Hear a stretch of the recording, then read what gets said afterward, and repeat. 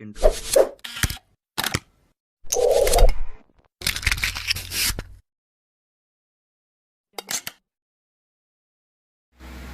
Okay, next problem. If you're going to turn your PowerPoint on the third slide, problem number 2. Wire pala muna ang mauuna. Huwag ka na nangatwiran, ha? So, ito muna. Okay, so a slender homogeneous wire of uniform cross-section is bent into form shown in the figure 7-12 on page 179. So, sa libro niya, ito yung makikita mong figure. So, ito is composed of, meron kang wire. Yan. So, parang letter J siya. Kung saan, ito ay composed ng dalawang shape. So, meron ka ditong semicircular, half circle, with a radius of 4 inches. And meron ka ditong strip o yung haba lang na, which has a length of 8 inches. So, determine the position of the centroid of the wire with respect to the given axis. So, for this problem, may binigay na kasi tayong axis dito. So, sa libro, ito daw yung kanyang y-axis. And then, ito yung x-axis. So, from that, dito mo kukunin yung iyong mga centroid. Pero ako kasi, I prefer, ang ginagawa ko, ina-adjust ko yung axis eh. Ang ginagawa ko, dulo lagi. Para hindi na ako malito sa mga sign convention yan. Kasi kapag ganito yan, ikaw consider mo yung mga quadrant, yung mga signs sa quadrant. Diba yung sinasabi ko, diba yung quadrant 1, yung x mo dito is positive, the y is also positive. Sa second quadrant, ganun din. Ang x mo, that is negative, is dito positive, etc. So, ako, ang ginagawa ko, pinipilit ko mapapunta sa dulo, yung hinahanap. Itong x, walang problema. Nasa gitna naman kasi. Pero yung y, i-adjust ko yung y. So, ang gawin nyo, para lang din masanay kayo, isolve nyo ng ganito talaga siya. And then, practicein nyo rin na inililipat nyo yung axis. But, we will still consider this original axis na binigay doon sa problem. Papakita ko na lang kung paano. Pero ako, ang gagawin ko, itong x, I will retain this x. Ito pa rin siya. Ang mangyayari lang, yung y yung ipod ko. Gagawin ko ito yung aking panibagong y-axis. So, this will be my new x and y axis.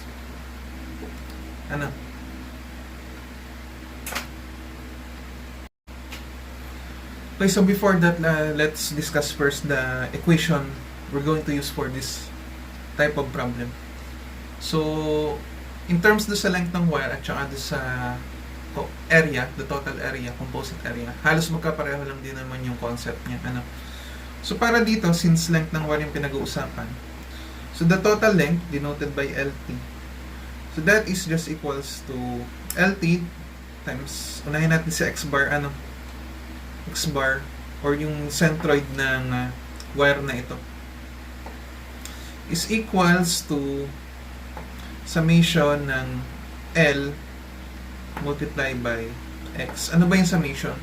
So, kung itong wire na to, kung ilang shape man ang binubuo niyan, yan yung magiging, yan yung binubuo ng summation ng L. So, para dito, that will be, sa pangalanan na lang nating L1. So, ang L1, ito siya, yung ating semicircle. So, L1 multiply by X1 plus L2 multiply by X2 o the centroid nung ating wire na ito, itong tuwid lang with respect to this axis, this axis na ginawa. So, para hindi lang malito, lagyan natin dito ng shape sa ibabaw. So, ito yung para sa semicircle and ito yung para sa strip. Okay, so let's solve first for the total length ng wire. Okay, so paano mo ba mahahanap yung length na to? Di ba semicircle lang naman yan? So that will be half lang ng circumference niya. So ano ang formula natin ng circumference kapag given yung radius mo? So the total length, so that is just equals to length ng 1 o semicircle plus length ng strip. Or that is equals to, so ano ang circumference ng isang circle? 2 pi r. So 2 pi multiplied by 4. Kaso ito is para dun sa isang buong bilog. Kalahati yan. So i-divide mo na lang ng 2. So meron na tayo nito. Plus yung haba nitong isang strip na yan. So that will be just equals to 8. So what will be the answer? So 2 times 2 times pi divided 2 plus 8. So that will be 20.5664 inches. Ano?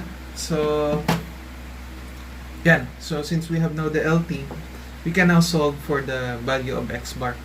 Tandaan, kapag x bar ang pinapahanap, ang gagamitin mong axis o ang gagawin mong reference axis is yung kasalungat niya. Kung x to, ano ang kapartner niya dapat? So, ang gagamitin mo o yung gawin mong reference is yung y. This axis na y prime. Gawin natin siyang y prime. Okay, so again, let's solve for that. So that is 20.5664 multiplied by x bar is equals to, so I will assume saan kaya nakalagay dyan ang ating centroid o the center of gravity nitong ano. So sabihin ko nandito, tansyahin ko. Ayan. So this will be your x bar, and then from here, ito yung magiging y bar. So yung distance niya coming from this axis, ano? Okay, so again, the total length multiplied by x bar, yung hinahanap na, is equals to L1. So isa-isahin natin. So di ba ito semicircle? Ayan. So anong sabi doon sa libro niyo? So from the book, doon sa listahan ng mga formula, so ang centroid nito, with reference dito sa kanyang gitna, doon sa diameter niya. So ito kasi merong formula doon sa libro. So anong formula natin dyan? So that is equals to 2r over pi. So this is 2 multiplied by 4 inches, 2r over pi. Kaso, ang kailangan natin distance is ito. So, paano mo makukuha to? So, pangalanan natin to as distance m. So, how can you solve for m? So, the distance m, so m will be just equals to 4 minus yung minus nito, yung nasa listahan ng formula natin. So 2 times 4 over 5. So 4 minus 8 divided by 5. So that is 1.4535 inches. Okay? So since alam na natin yung distance na to, and then next, so ano yung distance nito? So di ba ito ang centroid nito, to strip na to, is kalahati lang ito. So which is equals to 4. So again, this is our axis, yung nilipat ko na axis. Tama? So that will be y prime axis. So ano yung distance na to? So coming from this axis hanggang dito. So paano mo makukuha yan? So that will be just equals to the sum of, di ba ito, 4 plus, ano to? So di ba ito yung radius? So kung radius to, therefore ito, radius din. So therefore, ito ay equals lang din sa 4 inches. So kung 4 to, so therefore this distance is distance 8. And so may mga distances na tayo na bawat component, tama? So I think we can now solve for this x bar. So 20.45 5664 is equals to ano nga siya? L1, yung ating length nitong semicircle. So, ang gawin mo, copyahin mo na lang to. So, that is cancel ko na nga lang to. Ito. Para siya ay maging 4 pi multiply by the distance with respect to sa y prime axis. Ano to? So, that is distance n, which is equals to 1.4525. And then plus the length of the etong strip na to, so that is 8 inches multiplied by the distance with respect to sa ating axis, so that will be also equals to 8. So what will be the value of your x bar? So 4 pi times 1.435 plus 8 times 8 divided by 10. A few moments later. So that is surrounding off lang yan. So that is 4 inches na lang. Isakto na natin. Ano? Okay. So that is equivalent to 4 inches. Okay. So paano mo ba siya i-convert sa tamang sagot? Kasi nga, ang sinabi sa problem with respect to the given axis. Ang ginawa ko, para hindi ako nalilito sa sign convention, ninilipat ko yung axis. Para doon sa ikakadali ko. Ano? So gagawin mo, since sabi nga, ito yung ating x bar. Ito yung na-compute nating x bar. So, kailangan mo is mahanap yung equivalent x bar niya with respect dito sa axis na to. So, paano mo makukuha yan? So, di ba ito? Ito lang yung kailangan niyo. So, sabihin na lang natin to si x bar prime since nilipat ko siya. Ayan, x bar prime. Okay, so paano mo makukuha to? Itong distance na to. So, kung titignan mo maigi, iba yan ay, ito, 4. 4 is just equals to this x bar prime. So, ito ang pangalan natin na x bar. Is equals lang doon sa sum ng x bar prime plus x bar. Therefore, yung x bar mo is just the difference of 4 minus 4.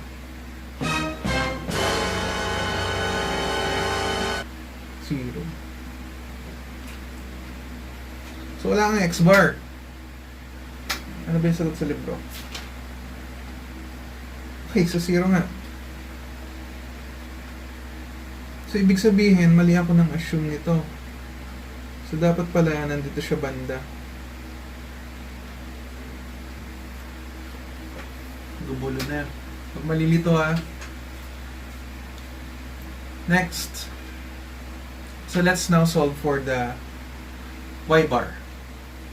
So, paano ba ang gagawin sa y bar? So, ganun lang din.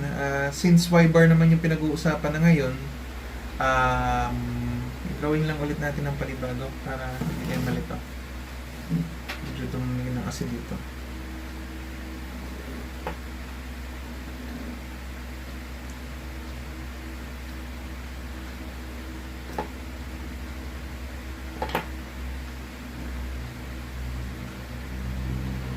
Again, ito yung aking y prime x. And then next, ito yung original axis niya. Ito si y. Ito si y. And this is the x. Okay, so si y bar naman yung ating isosolve. So kung si y bar ang isosolve, ang kapartner niya, yung kabaligtaran na axis. So, x yung magiging reference natin. Ang imagine nyo na lang, para hindi kayo lalo malito. Hawakan nyo yung x-axis, di ba y bar yung pinapa-compute. So, ang formula natin, LT is just y bar is equals to L1, y1 plus L2, y2. Knowing that the total length ng wire natin is 20.5664 multiplied by y bar is equals to L1. So, ano yung length natin ng 1? Yung unang portion, di ba ito? Yung semicircle. So, compare mo lang ulit to. So, that is equals to 4 pi multiplied by centroid.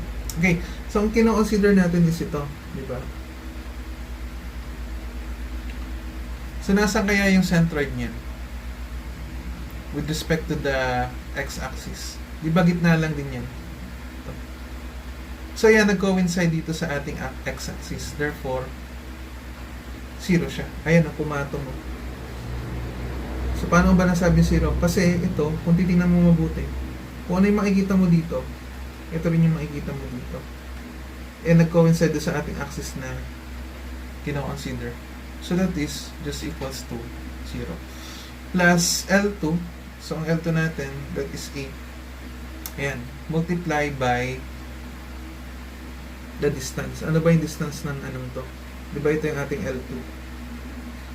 So, ano ba yung distance na to? Yan yung ating Y2. So, that is equals lang sa 4. Okay? So, our Y bar will be equals to 20.5664. Sorry. So, ito is 0 na. So, 32 divided by 20.5664. So, that will be 1.5559 inches. Okay. So, ano nga yung assume ko dito kanina? Nandito banda. So, mangyayari pala, ang centroid ng buong figure na yan is nandito.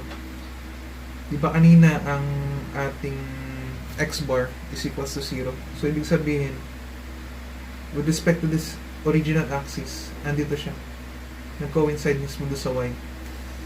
And then, yung ating x, so tama naman, nandito. Guys, ano pala? Kalimutan ko. So, since di ba ito is nasa baba, that this is going to be negative. Negative 4. And then this one is negative 1.5559. The negative sign indicates na nasa baba siya nung ating x-axis. So, tama naman yung assume natin na sa point na to. So, ito yung magiging centroid ng ating figure. So, this is our y bar. And then yung x bar niya na coincide.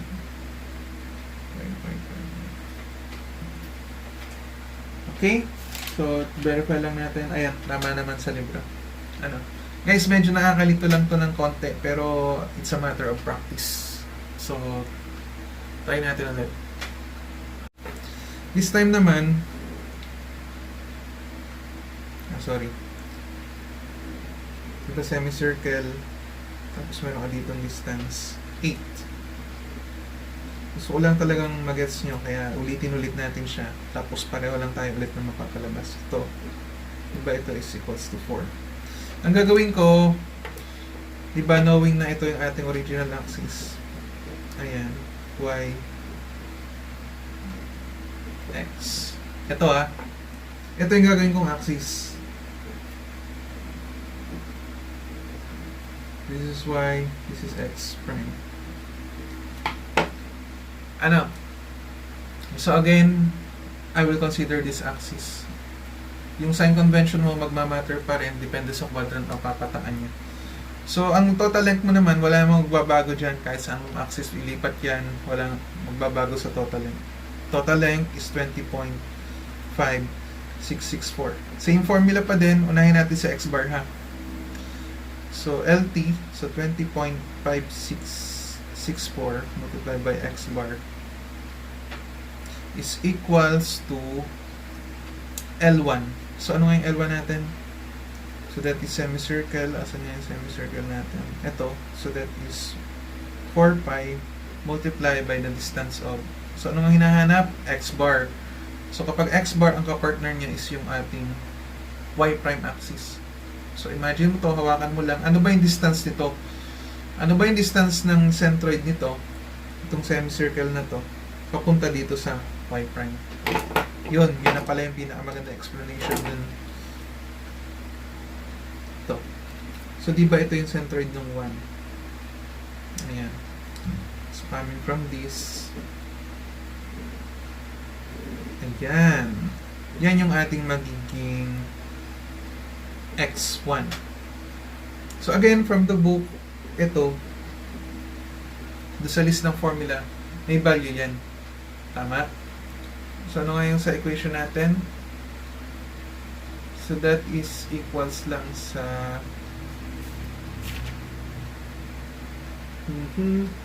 2r over pi. So, 2 times 4 over pi. And, di ba ito yung x1? So, ito, that is just equals to 8. Okay, so, the equation will become 4 pi multiplied by 8 plus 8 over pi. And the next, para do sa length ng 2, ito. So, plus 8 multiplied by the centroid. So, di ba yung centroid niya is dito? Ayan. So, ayun, magiging kalahati lang ng 8. Or that will be 8 over 2 or 4. Ayan yung value ng x2. So, ano definition natin ng x? Yung distance x. So, coming from this sa axis na ginagawa mong reference point up to the centroid ng iyong mga segment na kino-consider. So, itong mga centroid na to, yung formula niya is magbabase do sa formula na nasa libro. So, ito naman haba lang. Diba? Centroid, kalahati lang nito. 4. Ayan. So, 8 times 4. So, what will be the answer of x prime? So, that will be 4 pi times 8 plus 8 divided pi plus 8 times 4 by 20.556. 5664. So, that will be 8. So, anong sabi? So, ang sabi dito, that is equals sa 8. Ayun na naman.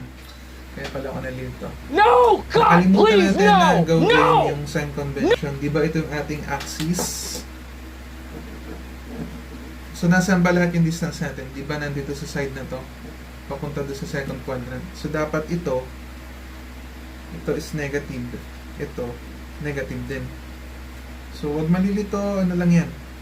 Magiging negative lang yan. So, ibig sabihin, papunta doon. Nandito yung ating x bar. Which is correct naman, di ba, sabi niya, 0. So, kung nandito siya, yan, 0 lang din naman. The next will be the y bar.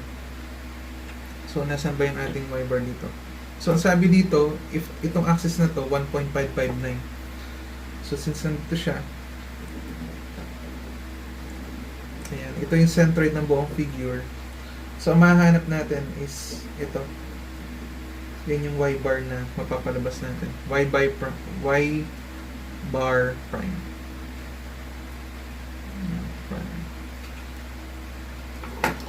Okay, so same formula. So, 20.5664 multiplied by y bar prime is equals do sa length ng ating first segment, that is 4 pi, multiplied by, so anong distance niya? Again, ang hinahanap is si y bar. So, ang kapartner niya is yung opposite na axis, which is the x prime axis. So, hawakan mo itong x prime axis. Ano yung distance ng ating first figure? Ito. Diba semicircle yan? So, diba ang centroid niya is ito. If this is your axis, ano yung distance na yun? Yan yung unang y1. So, ano siya? So, that is just equals to 4. So, since nasa taas siya nung ating x prime axis, so, pag nasa taas, positive value. And then, plus yung length ng ating strip na to. So, 8. Kaso, di ba ito yung ating 8? Saan siya nag-coincide? Doon sa x prime axis. So, ang magiging distance niya away from doon sa x prime axis mo is equals to 0. So, therefore, the value of your y bar prime is equals sa 16 pi divided by 20.5664. Or that will be equals to 2.441 inches. Ito siya. Yan yung y bar prime. Diba, doon sa libro, ang kanya, if you're going to consider the original axis. Ito yung kailangan mong hanapin. So, para mahanap mo yung y prime, anong gagawin? So, di ba alam mo naman na itong distance na to is equal sa 4. Tama? So, ang y bar mo, so that will be equals lang sa 4 minus y bar prime, or 4 minus 2.4441. So, y bar is equals to 4 minus 2.4441. So, that is 1.559. Ayun. That's correct. Same lang din naman na nakuha natin kanina. Enough. So, ayun lang. I know it's a bit confusing, but kapag nakapag-solve ka na nakapag-solve, magigets mo rin yun. It's a matter of practice. So, again, let's start with the next example.